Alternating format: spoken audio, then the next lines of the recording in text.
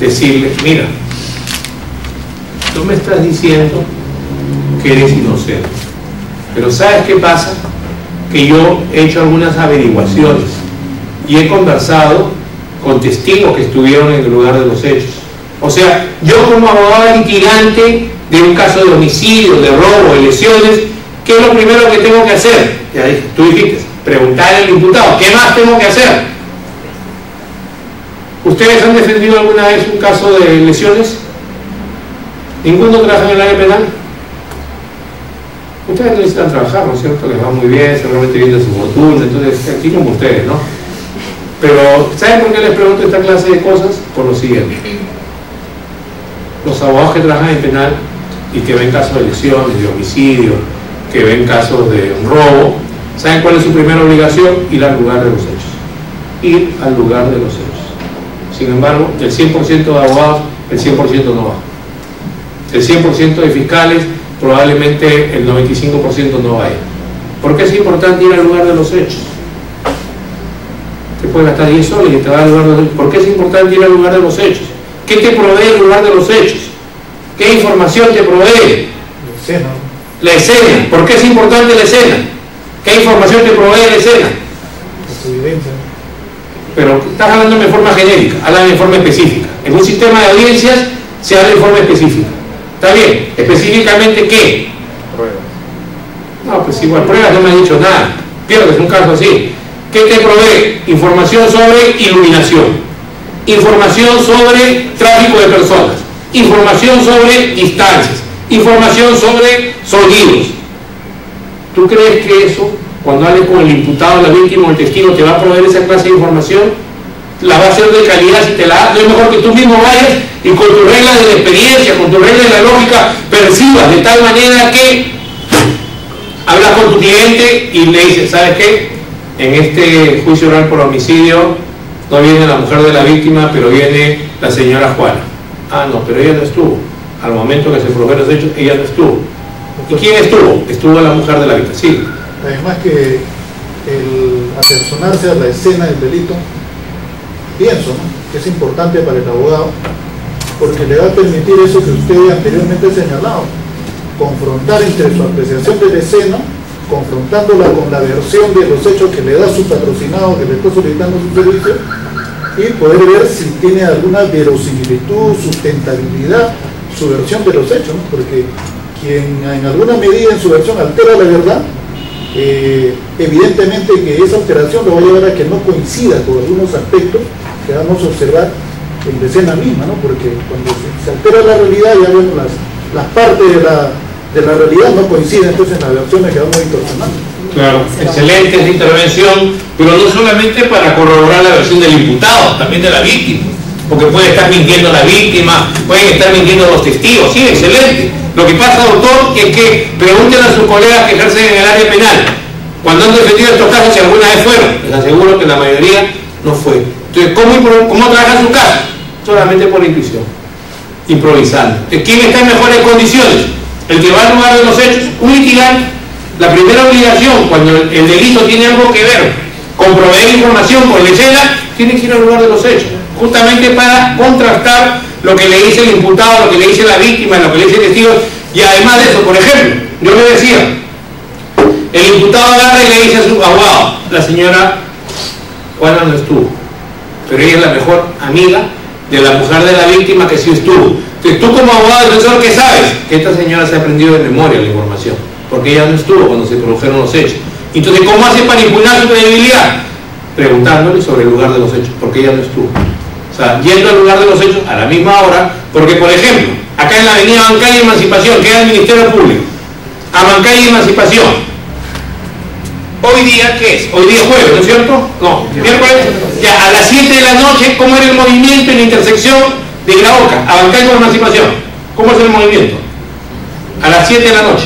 ¿Hay gente o no hay gente? ¿Hay carros o no hay carros? ¿Hay ladrones o no hay ladrones? Ya, entonces imagínense que roben a una persona y que yo sea el agraviado y no tengo un solo testigo. Pero si esto es el domingo a las 10 de la noche, el domingo a las 10 de la noche, ¿cómo es el movimiento ahí? No hay nadie, ni los movimienteros, ¿me entienden? Entonces, por eso es importante tratar de ir el mismo día, a una hora próxima, o de repente hay un patrón de conducta, de repente lunes, martes, miércoles, jueves y viernes, todos esos días a las 7 es el mismo movimiento, pero puedo ir entonces a una hora así, porque mi regla de experiencia me la hice, yo conozco el lugar. ¿Sí, doctor? Sí, doctor. Bueno, yo no soy abogado, soy fiscal, doctor. Ah, qué bueno. Pero es abogado, uno no fuera fiscal, no es un requisito para ser fiscal, ser abogado. Evidentemente. Claro. En un caso de un homicidio que estuvimos investigando, era una señorita que se había precipitado de un cuarto piso, ¿no? Subiendo, llegando de un sábado de madrugada, de estar en reunión con sus amigos. Entonces, la muerte se había producido aproximadamente a las 6 de la mañana. Y bueno, lo que quiero comentar es que me llamó la atención que cuando se convoca la diligencia de la inspección ocular, pues fuimos convocados para el día sábado a las 4 de la madrugada. Que no es muy común, doctor, porque para mí no programar una diligencia pues a las 4 de la madrugada de un día sábado, leyendo para el domingo. ¿Y los hechos fueron qué día? Justamente en esa hora, fue un sábado, un fin de semana, los muchachos habían salido un fin de semana, ya. sábado. O sea, coincidía el día y coincidía la hora, más o menos. Habían salido el viernes en la noche, estuvieron hasta las 5 de la mañana tomando licor, claro. Y cuando vuelve la chica a su casa se precipita todo el cuarto piso. Claro. Entonces, me llamó la atención, ¿no?, en la programación de la diligencia, pero al final me di cuenta que era importante pues, haber realizado la diligencia a la misma hora en que sucedieron los hechos, ¿no? Porque se reproducía todo el ambiente, ¿no? O sea, a las 6 de la mañana, hora que había llegado a la puerta del edificio donde vivía, se podía apreciar todo el nivel de tránsito de gente, que era todo desolado, no había bulla, se podía corroborar si era cierto o no la versión de algunos vecinos que dijeron que escucharon gritos, ¿no? Y bueno, con la quietud, el silencio que hay a esas horas 6 de la mañana, pues nos pareció que era creíble, ¿no?, que los vecinos de sus viviendas aledañas hayan podido escuchar los gritos que decían y diversos aspectos más que de repente, si por un poco de comodidad, metro, flojera, pues se programaba la diligencia en hora de la mañana o de la tarde, no se hubieran reproducido esas condiciones que nos permitieron, ¿no?, apreciar diversos aspectos. Sí, es totalmente importante, es una cuestión profesional, pero hay que aprender, pues, justamente para armar los casos hay que hacer lo que usted dice, si no, imagínate cuánta información te pierdes. O sea, el lugar de los hechos te puede proveer de información de tal manera que esta señora que era amiga de la mujer del occiso, que no estuvo en el lugar de los hechos, y tú le empiezas a hacer preguntas, ¿dónde estaba ubicada? ¿A qué distancia? ¿Qué obstáculos subieron? Sobre el tráfico de gente, ¿por qué no pudo darse cuenta de testigos? Fácilmente tú puedes impugnar su credibilidad y desacreditarlo. Entonces, eso no lo vas a lograr simplemente porque te informe tu cliente sobre el lugar de los hechos, porque acuérdense que el cliente tiene distintas reglas de la experiencia que uno, por algo somos abogados, fiscales o jueces, distintas reglas de la lógica. Nosotros vamos a hacer una interpretación de la prueba totalmente diferente. Además, quien arma el caso no es el imputado, quien arma el caso es el fiscal o el defensor. Y por lo tanto la idea es que es fundamental alguien que se aprecie de ser litigante, de que vaya al lugar de los hechos en condiciones muy próximas. ¿Por qué? Porque normalmente hay una especie de patrón, ¿no es cierto? Por ejemplo, en determinado barrio, de lunes a viernes, ¿cómo es el movimiento? Normalmente es tranquilo, ¿no es cierto? Pero el de viernes para sábado a la madrugada, ¿qué pasa? Plan de 6, 7 de la mañana, hay mucha gente borracha. De sábado para domingo, ¿qué pasa? También igual, ¿no es cierto?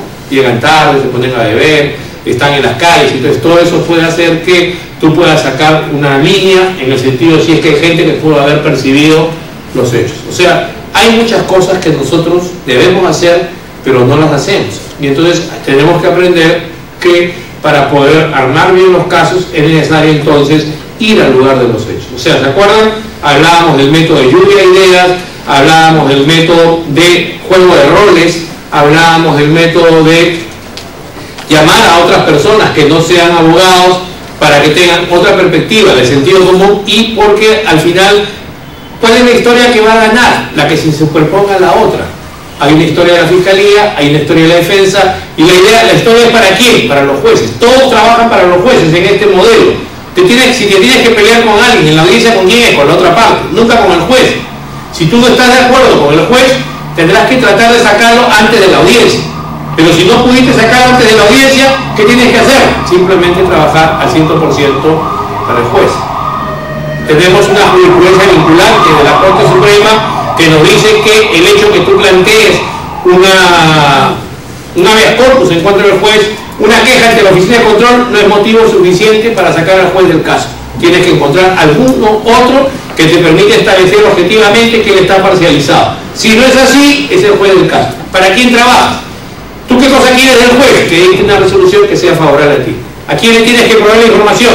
Al juez. O sea, tu trabajo es derrotar al abogado de la otra parte. Si es fiscal, al defensor. Si es defensor, al fiscal. Y para eso hay cosas muy importantes. Nunca puedes ir a una audiencia el mismo día que se ha programado esta. Siempre tienes que ir antes. ¿Por qué será bueno ir antes? La audiencia. ¿Para qué? Para conocer al juez. Siempre hay que conocer al juez. O sea, nuestro país, la Constitución es una sola, el Código es uno solo, pero cada juez tiene distinto comportamiento. Algunos son muy garantistas, otros son autoritarios. O sea, te guste o no te guste, ese es el juez que va a resolver tu caso. Por ejemplo, no está previsto en las audiencias de prisión preventiva que el juez haga un interrogatorio al imputado. El imputado tiene derecho de estar en la audiencia de prisión preventiva. ¿Para qué? Para decir la palabra que le estime. Pero ¿quiénes son los que transmiten la información? El fiscal y el defensor. Ellos son los que transmiten la información. Los jueces, ¿a quién deben hacer la pregunta? ¿Al fiscal o al defensor? ¿Y el imputado para qué está? Para que el juez le diga, ¿quiere agregar usted algo a su defensa? Y él diga sí o no. Un imputado o una víctima que va a una de estas audiencias nunca puede decir nada que su abogado o el fiscal le haya dicho.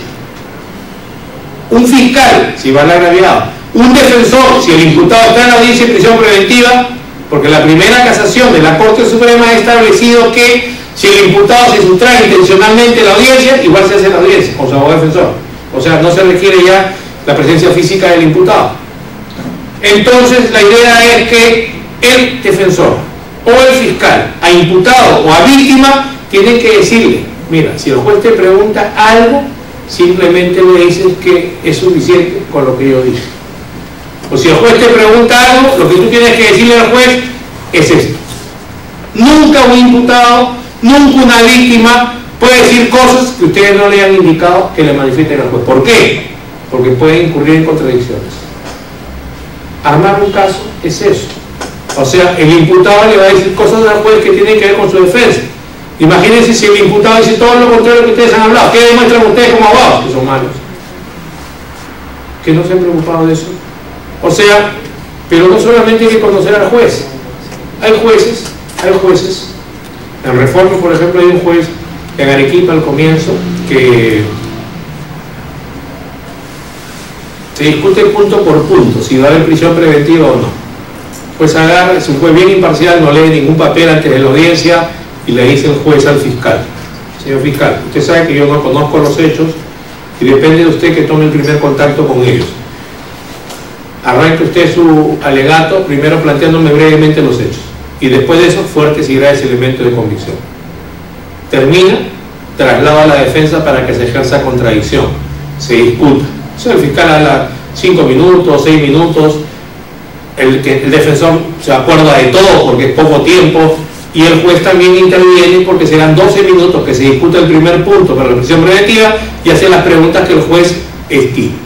Y por lo tanto se queda la información en la cabeza del juez totalmente contradicha, que eso es lo que se quiere de un sistema de audiencias. Entonces, el asunto está que al juez no le satisface eso y le dice: imputado, quiero hacerle algunas preguntas, le dice, ¿qué tiene que decirme usted sobre los hechos? ¿Cuál ha sido su real participación? Y el imputado empieza a hablar. ¿Qué puede hacer? Eso no está previsto en el nuevo Código Procesal Penal, pero el estilo de este juez es ese. Que si tú eres defensor, antes de esa audiencia has tenido que saber qué sí iba a ser el comportamiento del juez, porque no lo has podido sacar al juez de esa audiencia.